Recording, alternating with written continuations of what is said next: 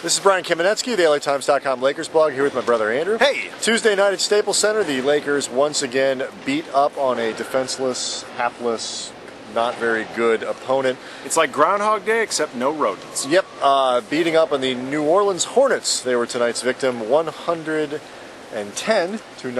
was the final score, but really wasn't that close. No, Lakers didn't really matter what it was. No, the Lakers were up by 20 at halftime, pushed that lead out a little bit in the third quarter. Game was not close at all.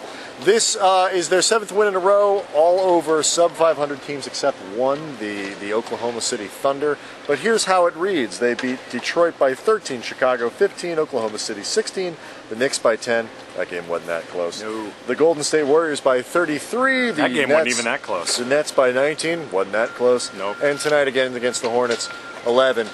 People have been saying, well, 7 games in a row, but they're not beating anybody good. First of all, you can't change who you play. You got to play who's on the schedule. It's not like they can call David Stern and schedule some sort of special cage match against the Celtics or the Cavs. Although if they could, I would totally watch that. Absolutely. And by the way, whenever DJ Benga taps in, I guarantee whoever's in there is tapping out. Right.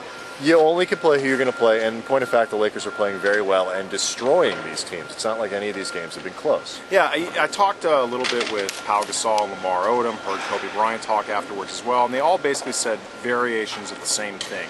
They're doing what they're supposed to be doing. And they didn't mean that in an arrogant way. They didn't mean that they're so much better than these other teams, even though, frankly, they are. They're much but better. What they meant was they're going out there and they're executing their game plan. And it doesn't matter who they're going up against. They're basically judging themselves against themselves, really, in terms of how well they're playing. Are they doing what they're supposed to? In these particular cases, they are. And if they happen to be against teams that aren't very good, well, so be it. It's practice for the really good ones. That said, Phil Jackson was asked about this after the game. He did indicate that the Lakers are excited to get perhaps some stiffer tests Friday night against Miami, Sunday against the Suns. It'll be a little better gauge of where they are right now, but right now the Lakers look like a very good team.